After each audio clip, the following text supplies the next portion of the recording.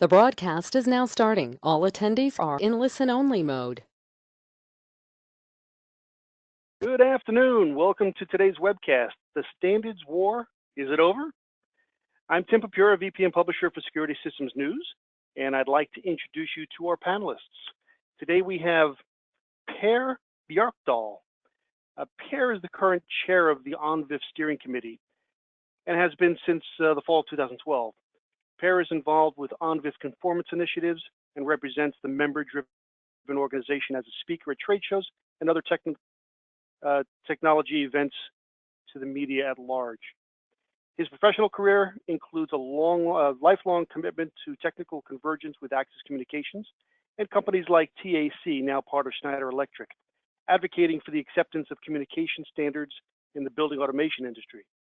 Per has worked in the physical security industry for more than 25 years and was an early supporter of IP technology within the industry. Per is currently Axis Communications Director of Business Development, a position he has held for more than 16 years. Next, we have Jonathan Lewit. Jonathan, there we go, currently serves on the ONVIF Communications Committee as committee chair. Early on in his career, he saw the value in open standards and continues to push his vision internally and externally in his role as Director of Technology Leadership for Pelco by Schneider Electric. His previous Pelco life oversaw the release of Pelco's new VMS Video Expert as Director of Systems Product Management. Jonathan has a bachelor's degree in computer engineering from Rochester Institute of Technology and worked at Linnell prior to joining Pelco by Schneider Electric. He lives in beautiful Rochester, where he finds time to hike, grill, and I always enjoy this, look over the lake from time to time. So today, just want to go through the brief outline of what we're going to talk about. We're going to kind of do the overview of ONVIF, a background of standards in physical security, talk about emergence of IP-based standards, look at the differences between ONVIF and other standards bodies, keys to establishing a successful standard, how systems can be built using multiple standards, and then standards taking security beyond security. I'd like to know what that means, so we'll find out here shortly. With that, I'm going to turn it over to, I believe, Per is going to start. So Per, why don't you take it away? That is correct, and I'm going to start out with giving you a little bit of ONVIF history here. ONVIF was founded in 2008. Hey, Per, if I may just interrupt, if you could just speak a little louder. I'm just having a little hard time hearing you. Okay, I'll try to go a bit louder then. So ONVIF was founded in 2008 and by Axis, Sony, and Bosch. And at that time, we saw the need for a standard in the industry, really to fuel the development, as most manufacturers, or all manufacturers at that time, they were developing their own proprietary standards, and that didn't really fuel the industry to grow. So that was the starting date. And already in 2009, the first conformant products were launched into the market. And then from that, you see, we extended the scope. By 2010, we have 2011, a member count of 300 members and 1,000 conformant products. In 2011, we released the first profile, which is named Profile S, which covers video streaming, and that is still in play. In 2012, just 1 year later, we have grown to 400 members, and the number of conformant products just continued to grow. In 2013, we released yet another profile C this time, which then covered a bit of access control interoperability. Continued 2014 with a Profile G for recording and storage in video devices. And by 2015, we grew to in excess of 500 members globally in all 6 continents with more than 5,000 conformant products. In 2016, a new profile followed, which is called Profile Q, or quick install, really improving the out-of-the-box behavior of products in all video products. Then in 2016, we have released a more advanced access control profile, which is called Profile A. So we are now more or less capable of building complete access control systems. And we're continuing on that path, and later this year we have scheduled a release, or we have at this state a release candidate for Profile T, which is an advanced streaming profile, also including the H.265, the new compression standard. And as we speak, we have more than 8,000 conformant products out there. and we're still sort of hovering around the 5,000 members. ONVIF works according to quite a simple mission and vision statement here, and the mission is that ONVIF is here to provide and promote open interfaces to the security industry for effective interoperability. We say here the security industry because we believe it will stretch over the initial initiative of video, which was then accomplished for access control. And the vision we have is that all security systems will share one interface in the future. So, Per, if I may just jump in, talking about different types of security systems, will it cover, all of the types of security? I mean, you've got access control, you've got video. What else do you see as part of it as we move forward? Everything and anything, basically. ONVIF is a member-run organization. The members sort of propose new profiles for new devices. As you know, the security industry covers diversity of different systems. So whatever the members feel that the market is mature, because it's a little bit about standards. When you have like a base, which is common for the industry, then it's about time to standardize on this. And that's in all probably. Hey, Per, I'm losing your voice here. Okay. There you are. Then. You're sort of going in and out, so I'm not sure if there's anything you can do on that. But well, I think it might be my phone connection. Let me just move my phone a bit. So how much of that did you get? I think we got most of it, but if you could just a brief overview one more time as far as the different types of systems. You said basically everything moving forward. Yeah, I mean, as I said, and ONVIF is controlled by or governed by its members. So it's the members that propose new profiles and areas for interoperability. Okay. So as I said, when industry is mature, that's when members will start to proposing that we get new sort of profiles in. And I think everyone agrees with me that we have passed the point of no return for interoperability. More and more things are today getting in sort of interfaced with each other, and the need for standardized interfaces is just there. Great. Does that cover your? Yeah. Yep, absolutely. Thank you. Yeah. So if we look a little bit on the emergence of standards here, and I think the message here is loud and clear that products in the security industry, they must be able to connect to an IP network these days. And it's driven by anything. It's real-time analytics, decisions, and it's complete connectivity with things. And to be able to get the full utilization of IT, IoT, or openness and interoperability, I think we need to fully utilize all these different standards. And you see the symbols on the right here with IEEE, IEC, ISO, ANSI, DIN, VDI. They're all sort of interconnected and ties into this. And the thing here is to make these standards sort of work together, which is happening big time these days. If we start to look on the benefits of standards, maybe you can give us a bit of an update here, John. Absolutely. So the benefits of standards, I mean, I think far and away people see flexibility and freedom of choice.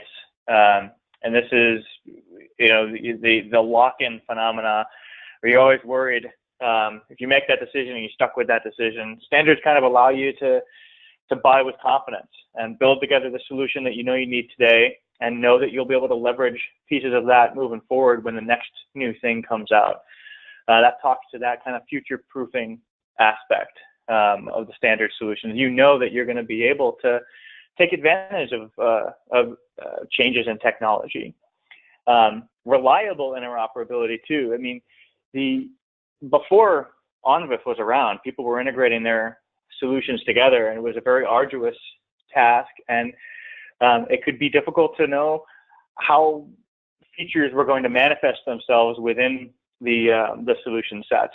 Now ONVIF kind of standardizes that, and we set, using the profile mechanism, we set what that baseline level of expected functionality is, regardless of which brands you're kind of connecting together. And then that talks to that last piece.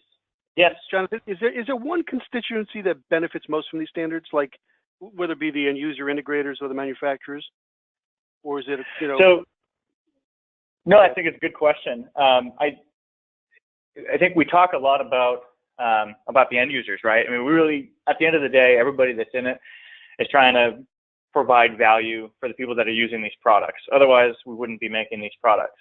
So I think the huge value winner there is certainly that end user constituency.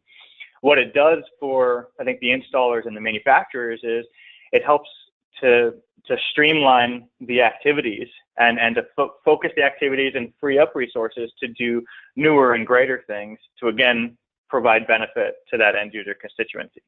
At the end of the day, we want to be able to solve problems, and this allows us to solve the right problems rather than resolving the same connectivity problem over and over again.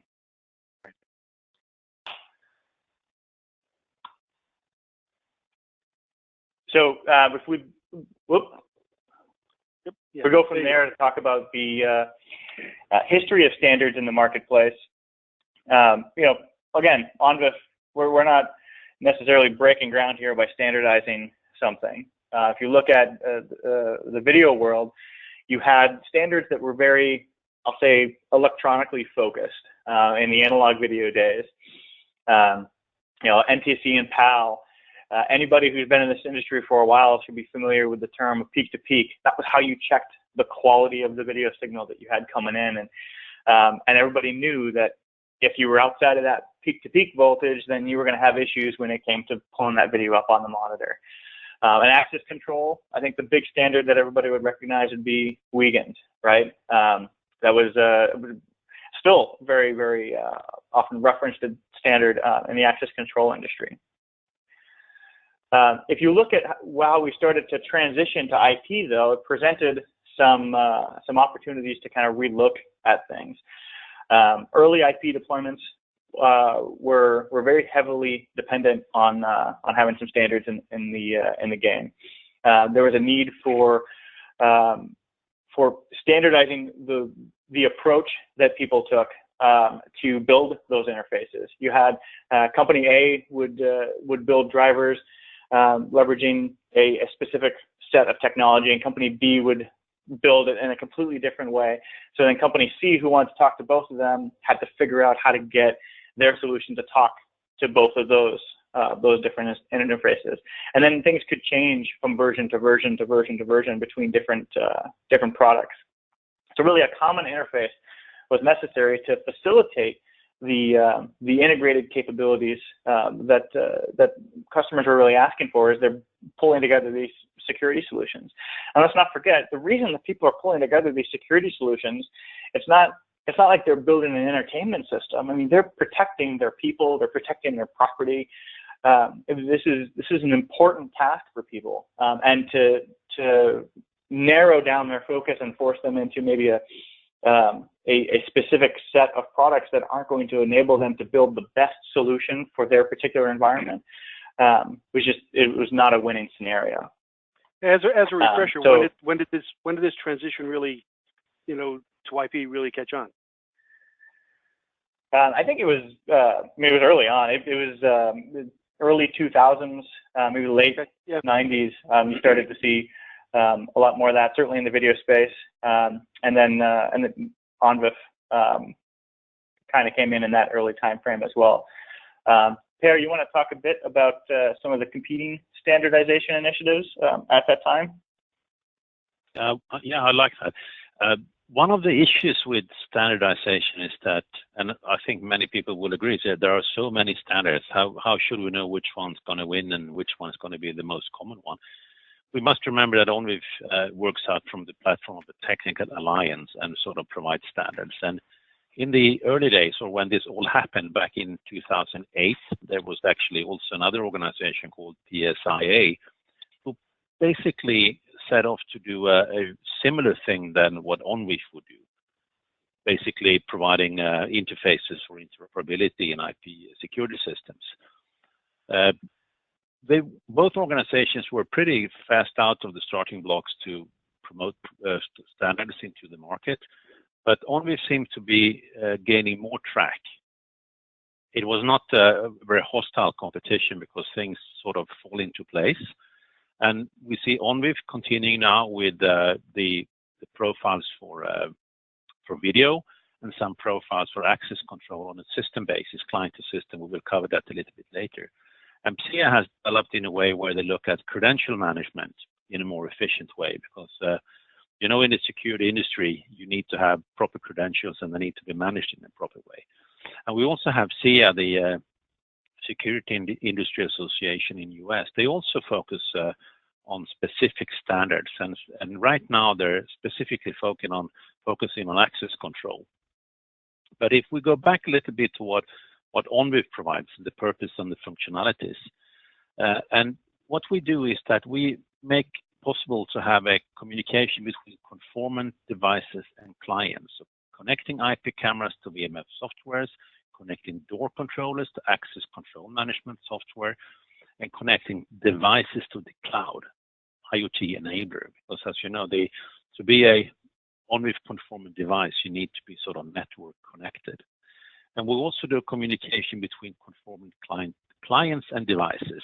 A device is a camera or an encoder or a car or sort of controller, and a client is a VMS system.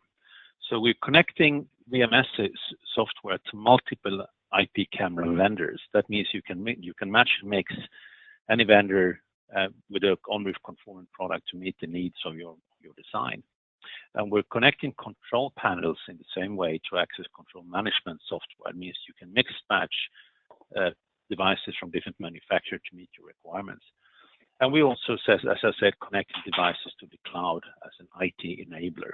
So any IoT-based system can be ONVIF conformant and just pick up the information. And we see also a move in the market here where there is a need for system to system. You probably heard of PSIM or Smart City or those sort of wide area net applications. And that's where we see interoperability between multiple camera systems and VMS platforms. It could be a larger, say, a highway agency, a country that has a wide area of highways where they want to connect cameras to see what's happening in the network. And we also do, it means interface between surveillance and traffic management, public safety system, mass notification, command center software. So this is a little bit of the interoperability that's taking place or is expected to be able to take place in today's world. If we then try to look at the current landscape we're maneuvering in here, we have ONVIF that provides client-level system-to-system.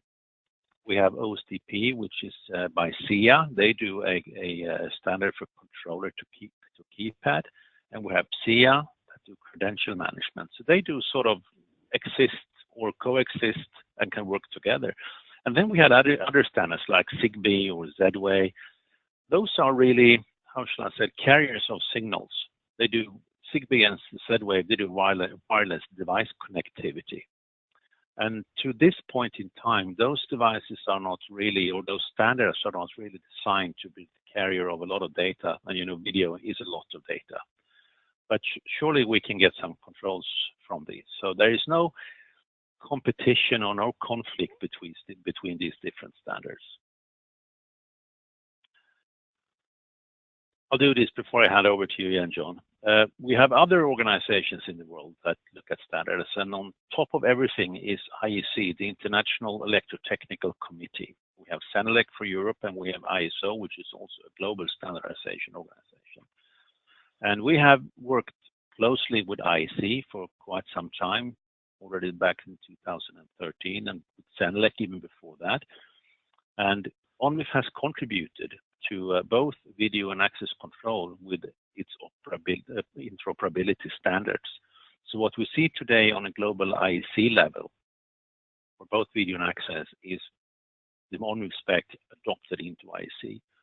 And we also have an initiative within another technical committee of IEC which handles trains and video systems in trains, where they also have adopted the ONVIF specification for interoperability. And to make sure that we are not going into a path of competition, we have a memorandum of understanding in place with CEA to make sure that the further IP development of OSDP is carried out in a collaborative way and can work as a complement to what ONVIF is making. You want to go a bit deeper on the OSDP side, John?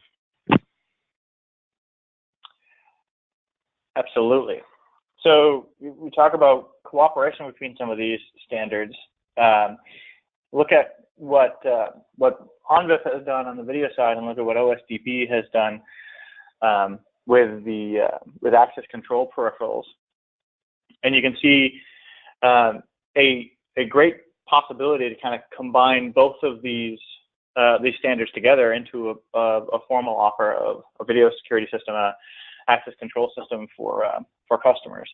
You can imagine that system looking like the OSDP, kind of handling the communications down to the edge devices, the readers, and other access control components, bringing them into the system level, where ONVIF is kind of doing that same work on the video side, pulling in the video streams, getting them into the system.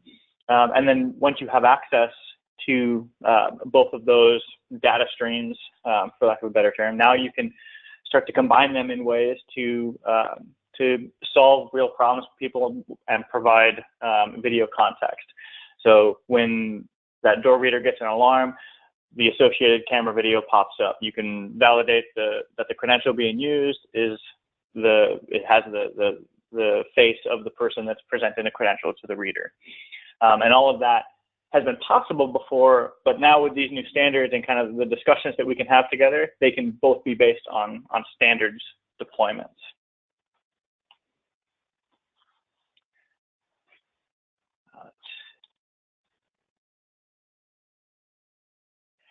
So if you have a delay here, jumping back and forth. There we go. Sorry about that.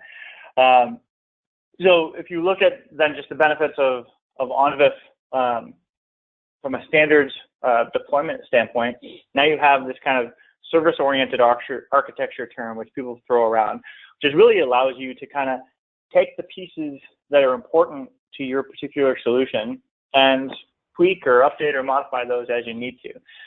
Again, maybe a new class of camera comes out and you want to be able to bolt that into your solution. Maybe there's a new user interface that presents a workflow that allows you to handle the video information and possibly some of the other access control information in a way that just aligns really well with your mission. You can kind of pull those pieces out and plunk them together. It really allows you to kind of separate the configuration from the control monitoring. An ONVIF client expects that information is stored in end devices, but it also expects that that information can be changed by others. So it's always kind of querying for that information and minimizing that kind of synchronization activity that you might otherwise need. And then we just talked about the interdisciplinary kind of interoperability, right? The fact that ONVIF allows you to talk both your access control components or your access control solution and your video solution, and bring them together, because really you need the data from that access control solution side, and then you need the context you get from the video side to really understand what's going on in your organization. Per talked a bit about the profiles at the top of the session when we were going through the timeline for ONVIF. So again, here we'll just kind of highlight the first profile that we had was Profile S. This was designed for IP-based video systems, so that's why everybody kind of associates ONVIF with video today. This is what the focus was, and we got this out. We'll be having an update to a streaming profile called Profile T that has gone to release candidate here earlier this summer in July. And that means we'll be kind of waiting for some new proposals, and we'll go full release with that sometime next year. We also had our initial launch of access control, which was ONVIF Profile C, followed by ONVIF Profile G and Q. ONVIF Profile G was designed around edge storage, but it's kind of grown into kind of a more standard profile for storage governance throughout your system. So you can use it to define how you get video from a device that stores video. It doesn't necessarily need to be a camera device, but it standardizes that experience. And so this allows you to do lots of creative things with respect to how you cache video, how you present video, how you potentially link recorded video to events in a system. Profile Q was really addressing the needs of that installer. A lot of time and money can be spent setting up these security systems, finding the devices on the network, giving them their IP addresses, giving them their first set of user credentials. ONVIF Profile Q sets up some very clear feature sets to kind of streamline that process for installers and sets the expectation of some of that baseline functionality to really cut down the install time and therefore kind of conserve dollars for both the installer and ultimately the end user. And then lastly, our newest profile, Profile A, which expanded ONVIF's access control capabilities, really focusing on that control configuration aspect of the solution. Hey, Jonathan, back up a second, and can you talk about Profile T, which will be coming out? You said what's going to be different? What's the difference here? So a lot of the changes in Profile T will take advantage of new technologies and the evolution of video streaming since the release of Profile S. One of the biggest, most notable features will be formal support for H.265, okay. Which is, for those who don't know, the evolution of kind of the MPEG-4 H.264 compression standard. So H.265 provides another level of compression capability, allowing you to transmit larger quantity or larger frame sizes in potentially the same or reduced bitrate streams. We're also going to be putting some things into Profile T that people felt were notably absent from Profile S, so that'll handle things like metadata, some expanded analytics capabilities and things of that nature. So I do have a question here. Can you explain the process on how a profile gets validated? Meaning, for example, like Profile S, how do you validate the interfaces, and does ONVIF compile a test report on the validation process? What camera brands use, et cetera? Yeah. Yeah, that's a great question. So as a part of the whole profile concept, we've built two primary tools that we use for to allow people to kind of vet their solutions as they're building them, but they also get rolled into our formal certification process. And that's a device test tool and a client test tool. What these tools do is you essentially you connect them up to your system or your device or whatever it is you're defining towards the that profile certification, and it makes a bunch of requests to that device or system, and then it monitors the responses that it gets back, and it goes through and essentially automatically tests to validate that it's getting the right responses when it asks various requests, and a report is created out of that. So if you're in your development cycle, you can look at that report and you can see where you need to tweak some things. But if you're in your submission phase, then you'd actually click create my certificate, and then the manufacturer will take that certificate, go up to the ONVIF website, and essentially self-certify by providing the certification document out of one of those tools.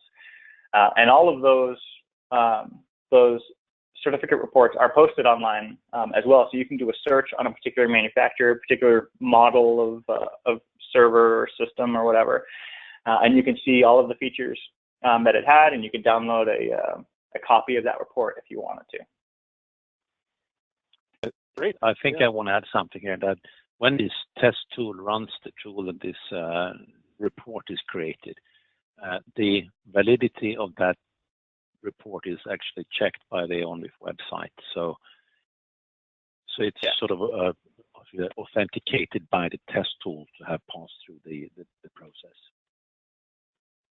So it's not like you edit a document. So there is a sort of process of the test tool validating the test, and you forward that to the ONVIF website that sort of certifies that everything is okay. One more question from the audience here. So currently work with a VMS provider A and IP camera provider P. They used to play nicely together, and both are ONVIF compliant. Now I can only see live streams on A's VMS, but no motion event recording occurs. They are pointing to each other for the problems. Any comments since they've been working on this, both reps, and still an issue? Any thoughts? It's hard to comment on. Yeah, I mean, you can follow up. It's hard to comment on what's going on between two member companies. I would encourage you to keep on them and kind of find out what's going on there. I would say, I mean, from my standpoint, I would hope that they're talking with each other and not just pointing at each other. Right. The specific functionality that I think is being described, it may not necessarily be something that falls under the ONVIF feature sets. If there's something that the system is supposed to do based on a feature that a camera has, for example, right, and the system hasn't developed it, I mean, that could be between the system manufacturer or vice versa. So I don't know that we necessarily want to get into the business of the member systems. Yeah. One more question you want to add there? It's also fair to add that this profile concept means that there are a number of features that are covered by a profile. And sometimes you see that if you look at the product in its native version, you could expect that some of those functions will also be covered by the profile, but that is not the case, because those profiles, they have a predefined set of features they support. And I can only sort of adhere to what Jonathan says. We shouldn't sort of speak for any of our members in that respect, but get back to them and ask them to resolve it, because that's what we hear most of the time. All these questions, when they arise, they will be resolved.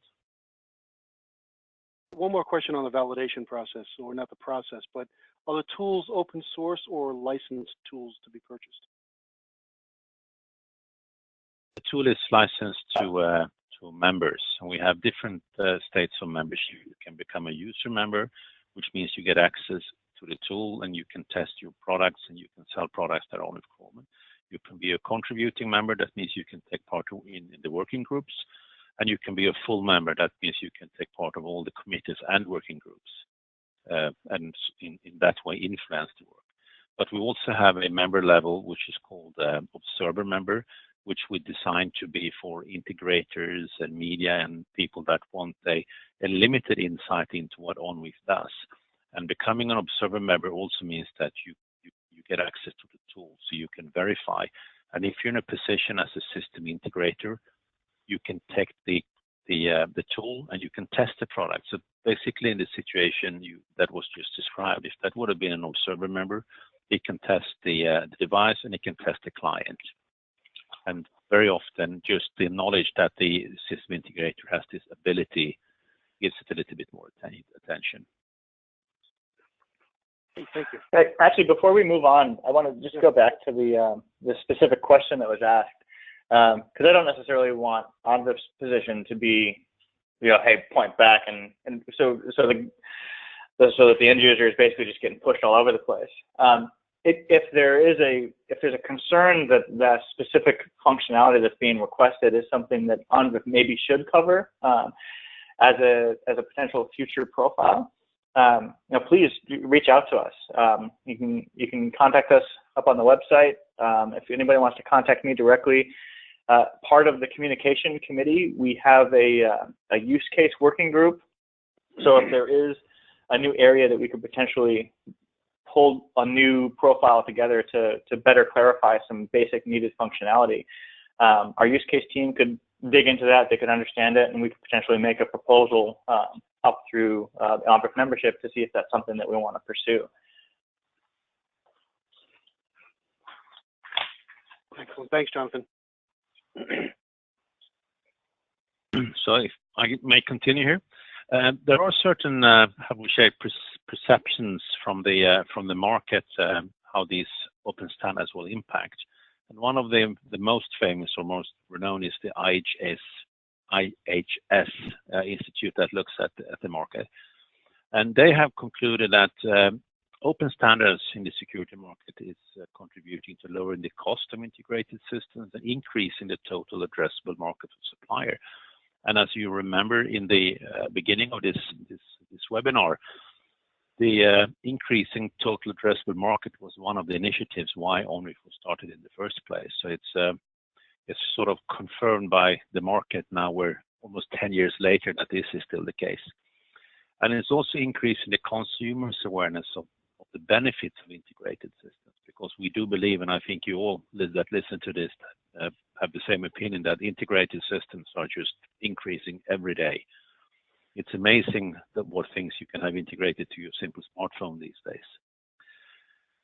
It brings to a high competition between equipment brands, and by that lower prices, you totally remove the lock-in effect that sometimes is a little bit troublesome for end users when they want to expand or if they want to finding alternative products for the system. And we members of ONVIF, we think this works as a very good incentive for you to keep on providing innovative and high quality products to the market. So we think that's a good thing, that we have a better competition. So security and beyond. Want to say a few words about the next slide, John? Oh, this one. Yes. Okay. So I think we talked a bit about proprietary versus open. And I think the verdict is definitely out there, right? I mean, people value open systems. Proprietary solutions, you had these kind of long development process, and you had these long life cycles. It allowed companies to kind of capture some market share, but it restricted both companies and their ultimate customers in taking advantage of kind of that new technology. The open approach allows ONVIF and other standards to kind of handle the special kind of areas that everybody was just kind of redeveloping, so that you can now focus on new feature development. You can focus on new value for your customers. And then you provide a platform to grow a business on. Example, Profile A. If you're looking to focus on building an access control solution, Profile A is potentially a way that you could do that. Similarly with Profile S, if you want to build a VMS solution today, you can base it on that profile and how it talks with all those devices. And you're opened up to a world of kind of standard video interfaces. And then it's up to you how you provide value to a segment of customers with that solution. There's a lot of potential built up in the open approach. Per, I know that this is one of your favorite slides. Do you want to do this, or do you want me to run through it? I'll do it.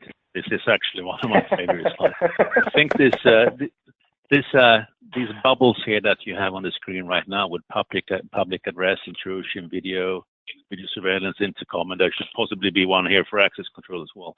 This is how we used to see the market. This is how things used to be in our industry. But the scenario is changing. One is they're actually moving together. There are other domains that pop up and they blend into one big integrated bubble of systems. And this is where interoperability becomes so, how shall we say, nourishing for the industry. If you can interface between systems here, if you can make devices becoming part of other systems, you can add value. And these values, I think they sort of group up in different disciplines here. You have big data. Big data is based on, as the word suggests, knowing a lot of things, collecting data, analyzing, being able to make predictions.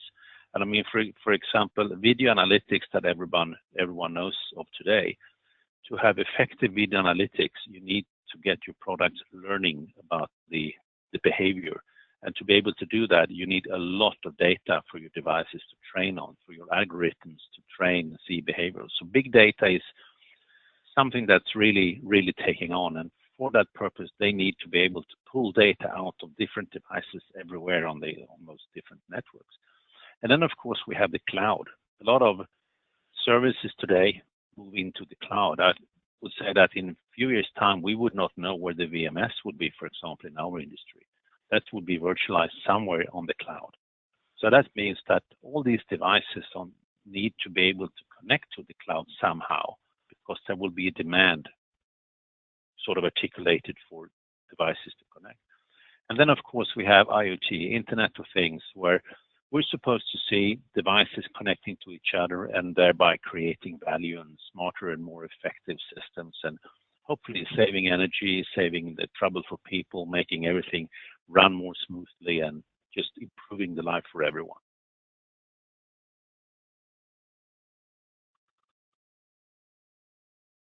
So what we believe here is that open standards is really enabling new interoperability. A lot of new business cases in Internet of Things. We see smart buildings, we see safe cities. It's providing cost and energy savings because all these systems can communicate with each other and make improvements. We see much better building security and efficiency in buildings. And we see also increased quality and safety for employees and people moving in these environments.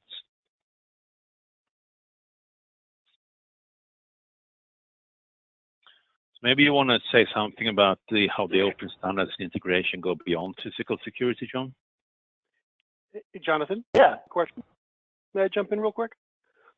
Absolutely. So the attendee that was asking about the validation, so his question was more pointed towards ONVIF directly.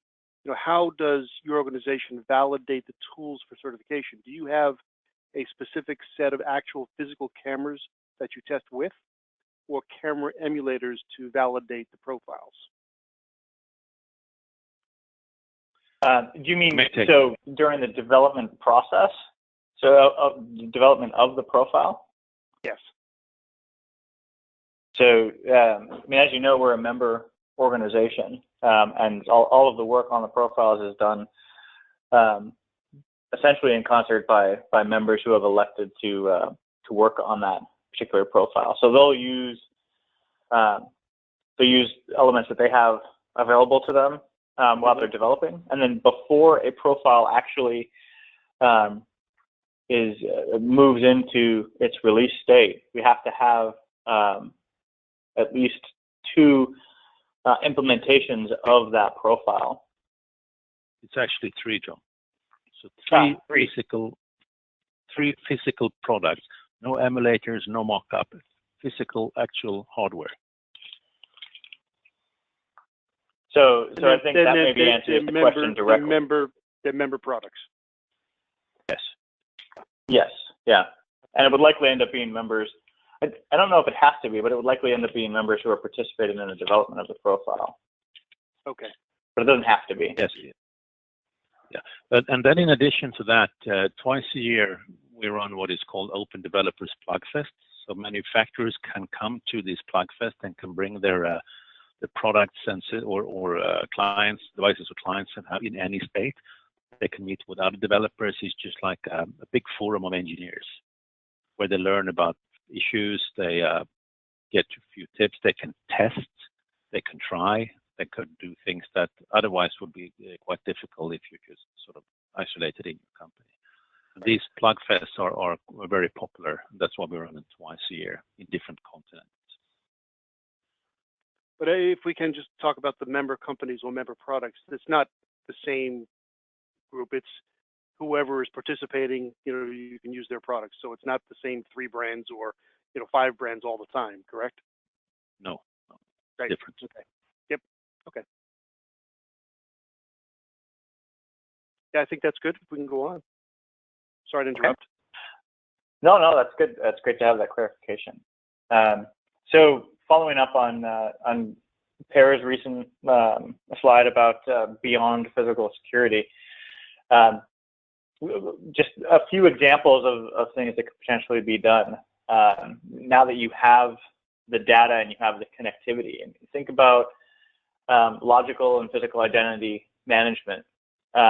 You can imagine scenarios where you have to know the identity of an individual. It could be ultra secure locations, or it could just be who has approval to use a certain tool.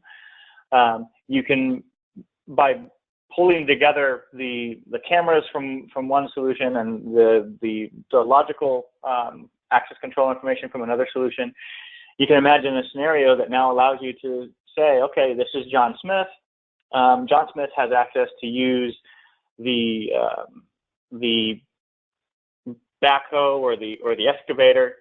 I'm going to point him to the location where his keys are stored or what have you, and he's going to run through. And also, here's a picture of him, and does it match the image of the video of him coming at the door, right? And then you can use that data and that flow to build optimization characteristics to show where you're potentially having backups, where you have workmen coming into a building, and where could you potentially help people get on the job faster by leveraging some of those data analytics that Per had highlighted. Building automation is another one. If you truly know who's in the building, where they happen to be congregating, you can send notices and information to your HVAC so you can make sure that you're properly heating different areas or cooling different areas, or leaving areas alone if you know that there's not anybody in them. Elevator control is a big one. I imagine a world where just because I've walked into the building, maybe some facial recognition has identified that I've walked into the building, and they know that it's the time that I usually arrive at the office, so they automatically call the elevator for me. So I walk through a turnstile, and by the time I get to the elevator door, the door's already open, and it immediately takes me to the 15th floor where my office happens to be. I don't work on the 15th floor, but if I did, I think that would be a really cool scenario. Fire detection and suppression systems as well. Being able to, again, pull that information in and either act as a secondary enunciation solution for those, a verification solution, or triggering kind of mass notification solutions. IP has allowed us to connect so much together. Standards will allow us to really make use of that connectivity and drive these solutions out to the marketplace. Yeah, I usually say when I have a presentation about this, if people can imagine what the internet would be without standards. Do that. Yeah. It's totally built on standards. So if we wouldn't have standards around IP communication, we wouldn't be where we are today. Absolutely. But it's all, yeah. But it's also, what should I say here? Issue up one, someone press. There are some barriers. Not everyone sort of embraces this fully. Some suppliers, they have concerns about their competition. So it's a well-known fact in most industries that if you have a proprietary solution, you might be capable of maintaining your customer for a longer period of time because there are normally no alternatives. So standards are very much appreciated by end users. There is also some concern about that open systems lack advanced functionality. And to be honest, the Profile S for video in ONVIF, that's not the complete functionality of all possible available features of a network camera. But I would say it easily covers somewhere around 75 to 80% of all deployments. And that is the beauty of a standard. That is to find the most commonly used foundation of features. So by achieving that, there's a lot to gain for others. And those specialized features, there's always room for development between the manufacturers on that one.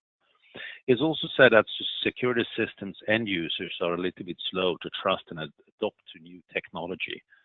I would say that scenario has probably changed if you look at the way people have adopted to their phone usage and the social media usage. So I think the speed of adaptation in general has increased. But of course, there are some concerns that, especially when we're talking in the security industry, which then of course leads us to the last point here about cybersecurity concerns. There are concerns about cybersecurity when you're integrating multiple systems. But it's not only a technical game, it's also about the people that handles those systems, it's also about the processes. And interoperability protocols like ONVIF, we have all the measures needed from a technical point of view to sort of connect to those systems. But it's one part, the technology is one part, but it's so much more to create those systems.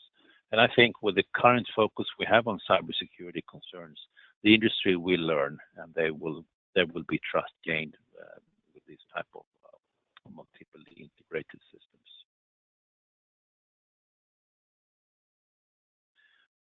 So we would say that the open standards, they are really, or this is really the key to the future, that end users are becoming increasingly educated and on importance and value of the open systems approach. And it enables users to protect investment by ensuring freedom. They're not never locked, no more locked into proprietary manufacturer solution. They can put pressure on pricing, they can put pressure on different manufacturers. And open standards like ONVIF are matured. I mean, we're turning 10 next year, and we have, what is it today, almost 9,000 different models of products made conformant in the market.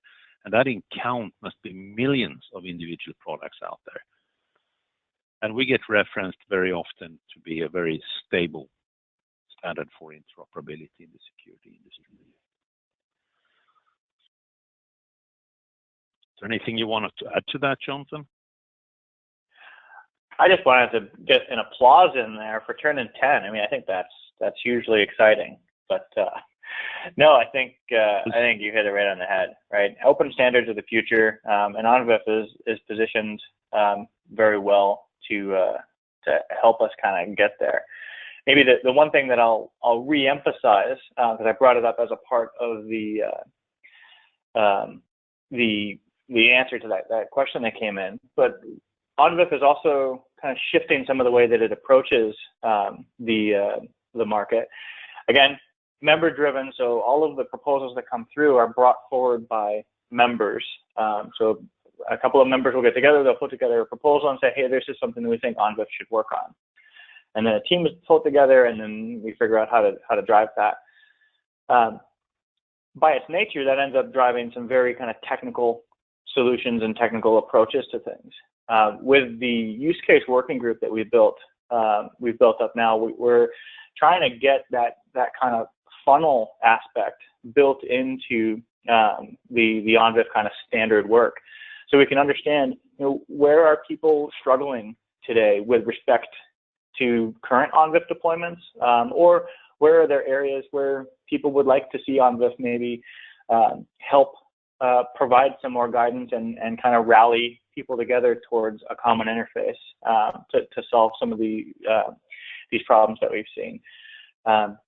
I think the more that we can do that type of stuff, and the more we can open a true dialogue with people like you that have attended this session, the better off we'll be able to make the future. So I appreciate everybody's attention, and thanks for taking the time out of your day to listen to me and Per talk about something that we're pretty passionate about.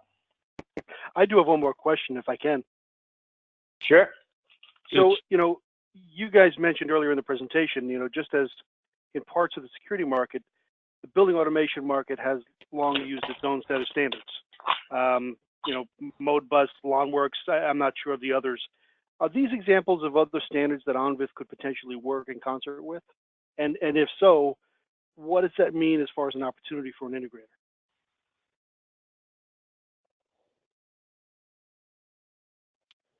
Okay. Guys still there? Yeah.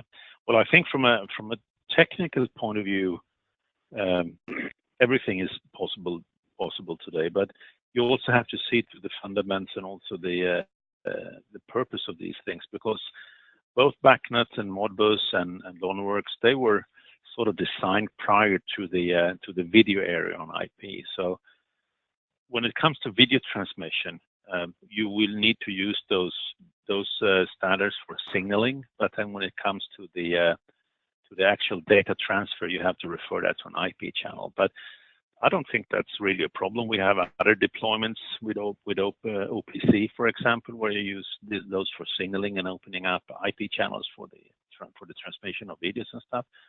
So I don't see that should be any problem to adapt to these standards and make them sort of work together. Okay. They will not do the same things though, but they will be able to work together. Right. Okay, great. Well, gentlemen, I think we are close to out of time. Looks like the questions have slowed down here.